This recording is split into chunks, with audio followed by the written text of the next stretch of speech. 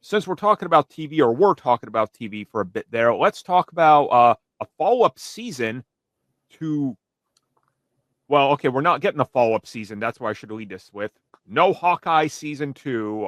As Jeremy Renner revealed, Marvel and him were in discussion, and they said, take half the pay you got the first time, and we'll do it. And he was like, no. And okay, I just want to preface this. If he would have agreed to half pay, that means that they can lowball him half pay for every single future appearance, including the Avengers films. He was in the right to say no, no matter how you look at this. That's the end of it. And it's like, I also don't think that Hawkeye is cancelled. I think they're either going to do the show without him, and it's just going to be the Kate Bishop show, which fair enough. Fine. I think she needs to stand on her own at some point. You can't always have Kate Bishop with Clint, or they're going to come back to the table. And we're going to get it with him regardless. I also really hope it's not a case of, well, you nearly died, so we can't risk the insurance, so we're going to lowball that. That's the really pessimistic take for it, I think. But I think it's just more a case of we want to cut back on spending on everything. So I feel like if they bring him back, they're going to be like, how about you take half pay, but you're only in half the show now, or something like that, That's what I'm curious about. That when I first read this story, because don't get me wrong, I'm not here to go to the mat for a bajillion-dollar company, but like that sounds crazy that they were gonna have his salary. And I do think it may have been a I would hope that it's like, oh yeah, like this is going to be mostly Kate's story, since you were here to kind of like Obi-Wan Kenobi her through the first season. Like you're going to kind of fall into the background a little bit while she goes on all the adventuring. And I wouldn't be surprised if Jeremy Renner isn't in the shape to be doing all the Hawkeye, stunts and being a part of the action.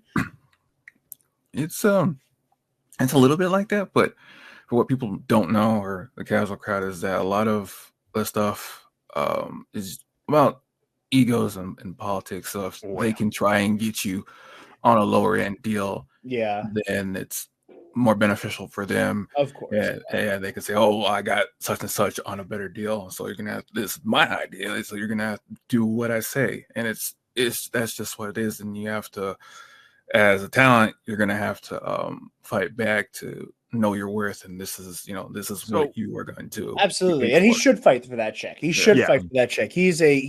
Jeremy Renner is a crucial building block of the MCU. Say what founding Avenger. That's what stood out to me. I was Avenger. like, what the disrespect, It's like, what? Isn't he also the third one we had? Because he was in Thor, right? Yeah, he appears in Thor, yeah. Did Iron Man 2 come out before Thor? I can't remember. Yes, it did. It just like, because it would be like, because it would be Tony, Banner, Iron Man 2, but that introduces Natasha. And so he was in Thor. He was in he was ahead of Captain America though, which is something. And like I said, I think he should fight for a higher pay regardless. Again, actors, artists, I don't care how high profile they are, or get that bag. They're still, even if it is a kind of fluffy job, they are still laborers for this billion-dollar corporation. And I do hope for Hawkeye season 2, and I hope for it to happen on amicable terms. The way the story is told, I'm curious if Mitch, what you and I were talking about with that, like, oh, maybe you're not in this season as much, was why it was cut in half. And he didn't mention that part, and it's part of like a public negotiating tactic. Again, in which case, hardball the mouse. Hardball the hell out of the mouse. But yeah, I'm very curious about the circumstances around that. But if it means you don't get a Hawkeye season 2, I will be quite disappointed. I think ultimately, at the end of the day, it's to cover RDJ's pay for Doomsday. Yeah. They got a cut corner somewhere, and who's an easy corner to cut? Unfortunately, it's Hawkeye. Yep.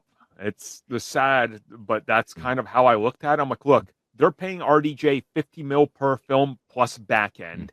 He's costing literally the price of every single other Avenger combined. So I'm like, yeah, if they're going to cut costs anywhere, unfortunately, it's the dude with bows and arrows that's going to get the cut first. It's like, and now you have 100% tariffs on Doomsday.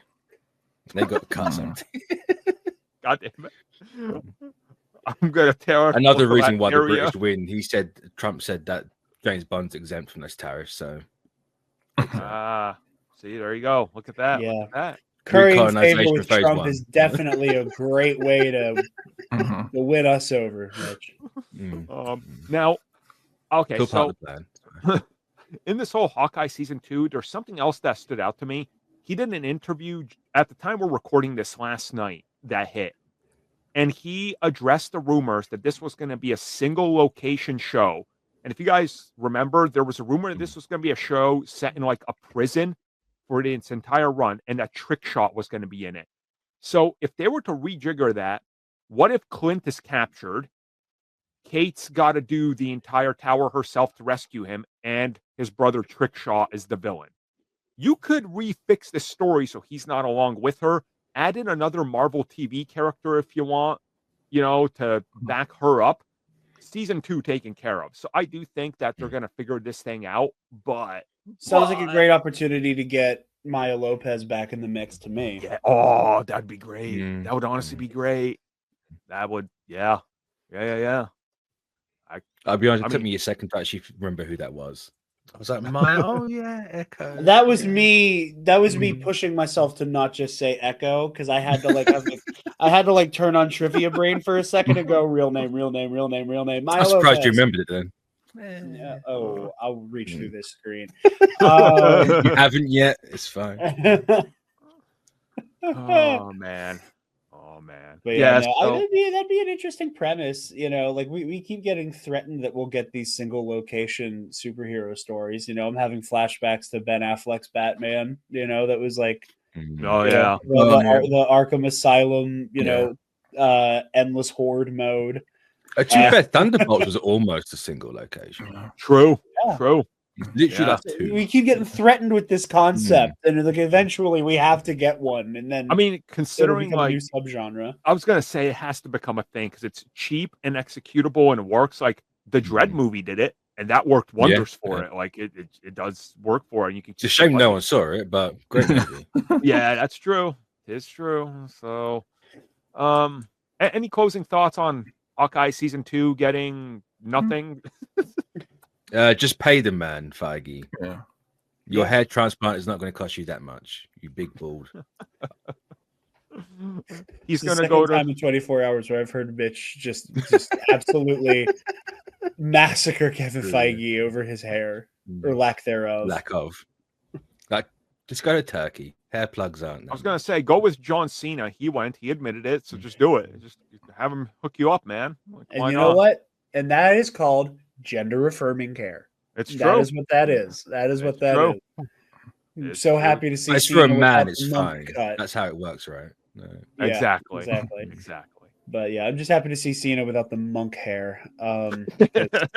Man, when that hat came off the first time, I was like, whoa. Peacemaker season 2 would have been wild if he's just going bald. You're like, what's wrong with you? He's like, that's the stress, I guess. Oh, okay, Peacemaker. It's your racist dad, I guess. The helmet is wearing away, like the crown of his head. Tie that into the story. It fits. So there we go. That's it for Hawkeye season 2. But now